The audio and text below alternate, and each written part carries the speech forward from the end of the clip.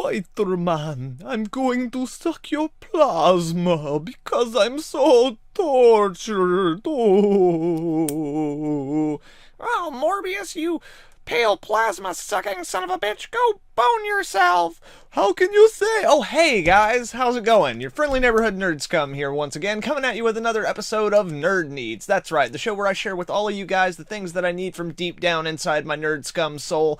And children of the screen, you know what I need? I need for Morbius, the living vampire, to be a thing. That's right, 2 days after Halloween and I'm still going with spooky stuff.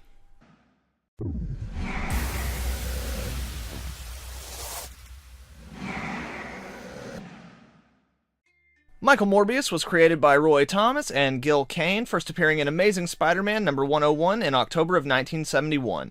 Born with a horrible blood disease, Morbius dedicated his life to the science of biology in order to eventually cure himself. However, as a result of an accident during an experiment utilizing the DNA of a vampire bat and electroshock treatment, Michael Morbius is transformed into a creature that in order to sustain himself must ingest human blood. He becomes Morbius the Living Vampire.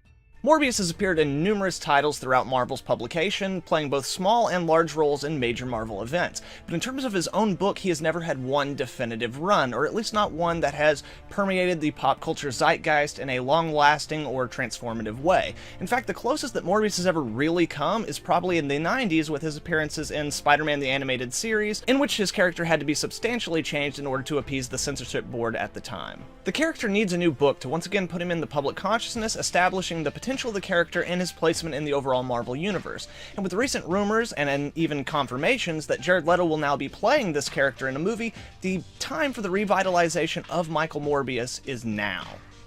Now, in truth, there have been multiple different designs and takes on the character, but I personally have never much cared for the attempt to shift Morbius into the romanticized outsider archetype of any given period. To be frank, I prefer Michael Morbius when he is a fucking monster, and not the friendly kind.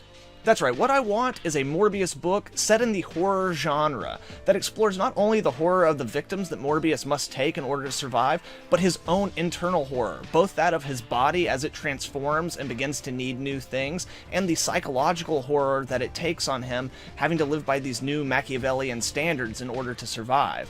Do it for mature readers, maybe put it under the new Marvel Knights banner or something like that, but do it brutal, do it bleak, and do it hardcore. And I'm not talking about like the DC extended universe with the movies hardcore. No, I'm talking about do it like old school, like H.P. Lovecraft, like Clive Barker. Do it as a real horror book that explores horror in all of its elements and all its forms.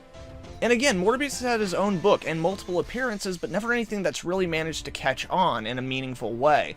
So, it seems pretty obvious that what you need behind this book is a good creative team. People who are both hot at the moment and who have put in legitimately good work in the past. So, here are my picks for the team that I feel would be best to helm the new Morbius the Living Vampire book.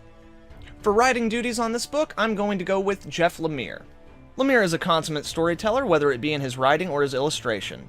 Recently, we have seen him shift back and forth from deeply horrifically psychological tales such as Gideon Falls, and high-action adventure superhero bombastics such as with The Terrifics. I have no doubt that he can bring the proper balance and mood to what this book needs to be. And for the artist on this one, I'm going to be going with Ryan Stegman. Stegman is a versatile artist who's managed to maintain his own signature style while adhering to that of the book he's on, and he has put in some terrific work at Marvel on titles such as Spider-Man, Wolverine, She-Hulk, and of course his current run on Venom. He does dark and brooding stories exceedingly well while maintaining an accessibility for the wide readership. This specific style would complement the Morbius book that I see in my head absolutely perfectly. And with these two guys working together in coordination with a sizable push from Marvel, I believe that this book could do exceedingly well, boosting the character to a popularity he has not seen since the 90s with his appearances in Spider-Man the Animated Series and the Midnight Suns, with this book acting as the fresh shot of plasma Michael Morbius the Living Vampire so desperately needs. In closing, guys, I love Morbius. I think he's a fun, cool character with endless potential trapped just outside of the box he's been locked inside of. And children of the screen, I need Morbius to be a thing. I need it. But that's not going to happen unless Marvel, some extremely talented creators, and a rabid fan base help him break out of that box he's been locked inside of. But what do you guys think? What do you think of Michael Morbius? What do you think about giving him a new book to try to boost the popularity as the movie's coming out? Let me know down in the comments below. And if you like this video, please leave a like and share it with some friends. Also, if you're not subscribed, please subscribe and hit that little bell so you can get updates on all the dope content I'll have coming out in the future. Furthermore, guys, if you'd like to follow me on Instagram or Twitter, I will have the link for that down in the description below. Thank you very much, children of the screen. Hope you all have a good one. Nerd Scum, out.